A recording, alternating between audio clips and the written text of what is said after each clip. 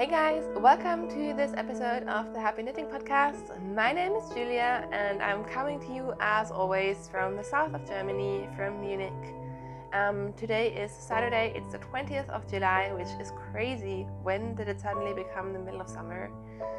And anyways, I'm so glad that you're joining me today to talk about some knitting and spinning.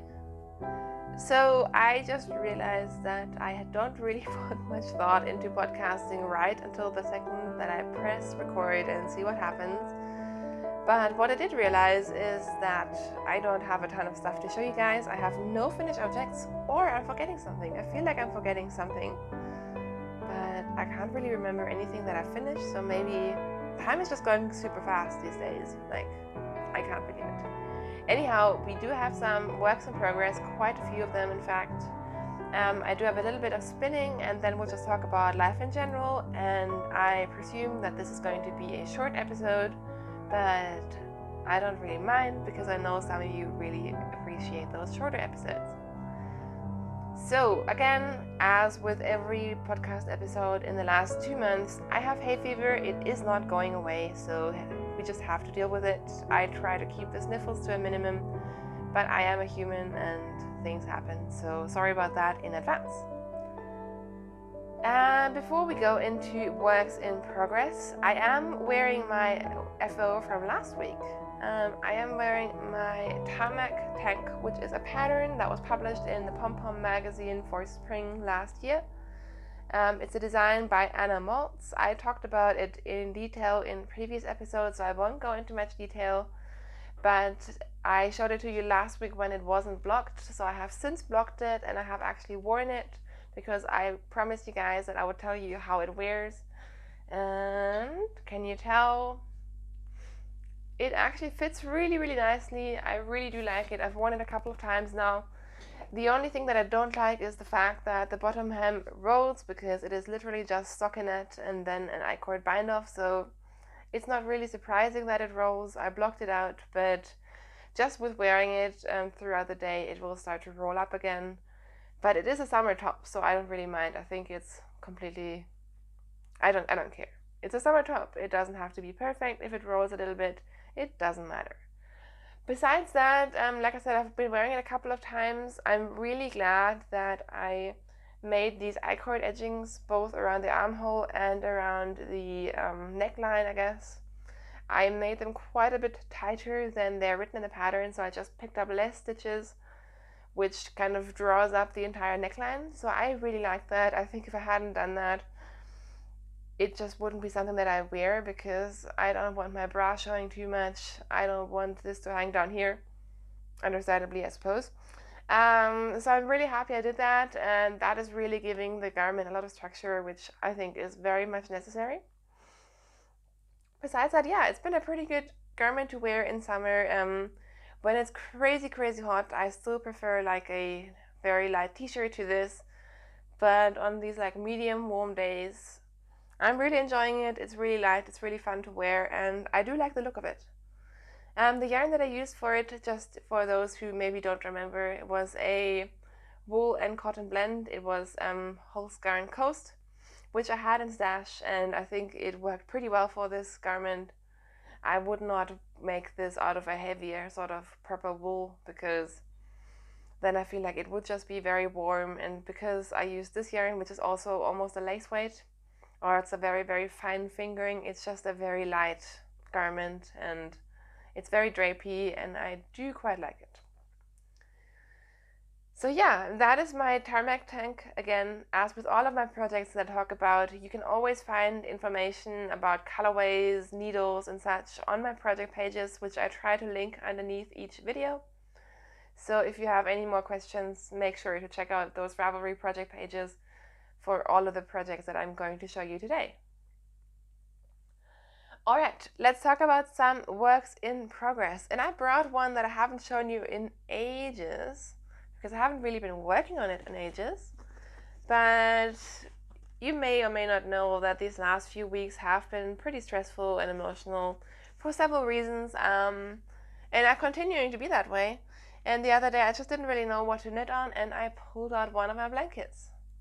And you may remember this if you've been following for quite a while. This is, of course, my northeasterly blanket, which is a pattern by Skananigans. And it is one of those modular blankets where you just knit, one chevron and then you join the next row and so on. So this is going to be hard to show, but this is kind of where I started. So I started on a pretty small square, and then recently what I've done is I've made it quite long. So now I'm just working long strips at a time in the hope that then it will be more like a blanket and I just have less joining to do at the end. So this is how wide it is right now. I think it's going to be wide enough, especially because I can always, make it wider this way. Yeah. So I think last time I showed this to you, I was more down here. So I've finished the length of it. I've added some rows here last week, and now I just picked up again, kind of down here. I love this pink mini, by the way. And yeah, I've just been working on it every now and then. I do really enjoy it. You may not know that I enjoy blanket projects because I never work on them and I never show them to you, but I do quite enjoy blankets. I have 4 blankets on the go right now. I have my second mitered square blanket. I have my second crochet blanket. I have my Tin Can Knits Vivid blanket, which has these knitted squares with lace, and this one.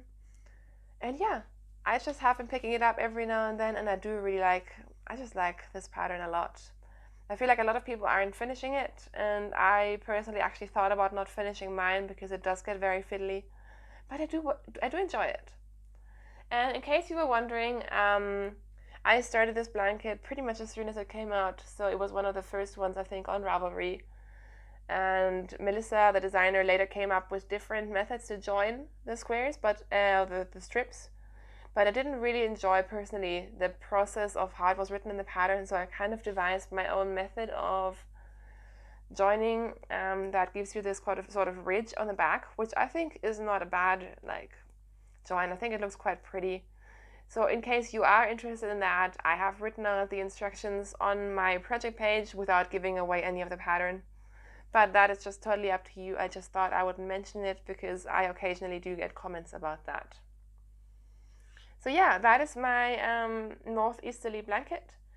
I'm using sock yarn minis, and I am using a 2.25 millimeter needle, which means that this goes very slowly, but I like the density of these squares or strips or whatever. So all of my sock yarn blankets actually are knit on pretty small needles because I just like them best.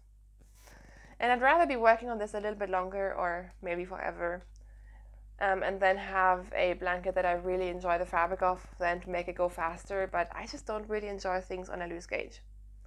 So that is my blanket right now. I have a couple of minis with me in here, and I have a lovely Instagram knitting friend who sent me minis a couple of maybe even months ago now, and I'm still really, really enjoying those. Talking about blankets, why don't I show you the blanket that's right behind me? This is my first crochet blanket, and I'm not a crocheter. This is my crochet granny square blanket, so it's just a giant granny square, and I'm trying not to pull off my camera or microphone while I'm showing this to you. I did this ages and ages ago. I love this blanket. I think I finished it at least a year ago, if not more, and we use this all the time. I really, really love it. I remember Kai thinking it was kind of weird when I started working on it, and now he uses it a ton too. So these crochet blankets are really getting a lot of wear in our household. My mitered square blankets also do, but I feel like this one is just a little bit more cozy and more stretchy, and I feel like it's getting bigger and bigger just by existing and being stretched, which is great. So yeah, there you go. That's my giant granny square, which is literally all you do. You just knit a crochet a granny square, and you have to remember to change direction every now and then because otherwise it will kind of start becoming a little bit misshapen. So that is that, and that was a very unplanned segment about blankets, but who knows? Maybe it's interesting to you. If it is, let me know and I can show you some more blankets that I've made in the past. And now I need to untangle myself. All right. So back to works in progress. I'm kind of showing you things very randomly today, but I'm sure you guys don't mind. So in here, I still have my travel socks. This is out of Hedgehog Fibers Twist Socks, which is their BFL sock base in the spring colorway, which was one of their club colorways 1 or 2 years ago. And you may remember, did I bring out sock blockers? No. I was knitting these kind of vanilla socks with a little bit of a cable that I just improvised. So this is the first sock, and this is the cable detail that I added. It's super simple and just adds a little bit of interest. I think it's really, really fun. Besides that, it's just a plain vanilla sock on 2.25 millimeter needles. I did 64 stitches for the leg and then went down to 30 stitches for the foot because this yarn is a bit of a thicker fingering weight yarn. So I finished the first sock. I'm showing it to you very awkwardly. And the other day on a horrendous train journey, let's not get into that, on a very, very long day, I started the second sock and this is where I am. So slow progress, but at least progress is being made and I do really like this colorway. I remember getting this yarn and not really being excited about it, and now I think it's so fun. Now I really enjoy it. So those are just socks that I'm making up without any pattern. Really enjoying them. I really enjoy this base of Hedgehog Fibers. It's a really fun, sturdy one, and I think these socks are going to last pretty well.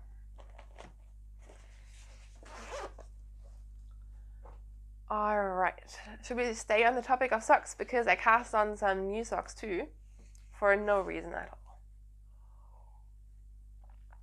Sorry, I feel like I'm about to sneeze, but I can't. Do you know that feeling? It is the worst. Actually, what is the worst is having that feeling when you work in HR and you have to give interviews all day and you're constantly feeling like that. Ask me how I know. Anyways, I also cast on some new socks, and this is some yarn that I purchased about, I think, 2 years ago. This is actually a Christmas yarn, believe it or not, and I found it sometime in summer, and promised to make some Christmas socks out of it, and then I never did. Story of my life. So this is Regia in their Seasons color range. They had a couple of different Christmas colorways, and this one I know is called Plätzchen. And the colorway number is 9411. Don't know why they don't just write the name on here. I don't know. But this is what it looks like. It's your basic German good old sock yarn. And I'm almost done with the first sock, and how fun is this patterning? This is of course a self-patterning sock yarn, so the yarn is doing all the work for me. I'm almost ready to start the toe on these socks actually, because they are going to be a smaller size than I usually knit. They won't be for me. And these are just so fun. I feel like with these self-patterning sock yarns, especially with Regia and Opal, sometimes they are really, really, really great, and then sometimes the yarn can be a little bit rough or the patterning isn't too great. But with this one, with this pair, they did totally nail it, and these are just flying down my needles because it's just such a fun colorway and a pretty long color repeat as well. If you can see, one color repeat goes from here to here, which is already where I started my Fish Lips Casil. So yeah, just plain vanilla fun socks. I'm using 56 stitches for these ones on a 2.25 millimeter needle. Nothing too exciting to write home about, but they are just very fun, and they will definitely be another travel project. So I will probably finish the toe, possibly start the ribbing, and then I will take them with me next week when I'm going on another train trip. Alright, next up we have my Boxy sweater out of this huge skein of yarn. This is of course my skein of Wollmeise lace. that I got a couple of weeks back when we went to Wollmeise. I did record a podcast episode about that, so I won't go into detail. But this is one of the giant lace skeins. These are 300-gram skeins of a lace weight or a light fingering yarn. And I am, of course, knitting my Boxy out of this one. Sadly, I have lost the tag. At least I can't find it right now. But again, the colorway name will be on my project pages because I can't remember it right now. I know it starts with a C, but how does that help you? Anyways, I am of course still knitting the Boxy, which is a sweater pattern by Joji Locatelli, and it is a bottom-up sweater. So essentially, I am knitting a giant tube still. I cast on less stitches than required for my size because the Boxy is a super, super, super wide sweater, and while I do want it to be wide, I don't need it to be a tent. So I think I cast on something like 300 stitches instead of what is required in the pattern.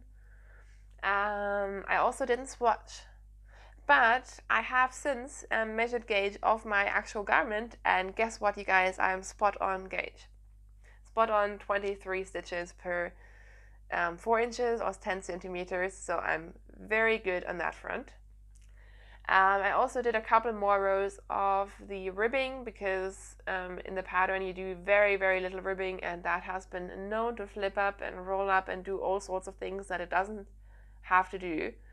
So yeah, now I'm essentially just knitting and knitting and knitting and knitting and knitting.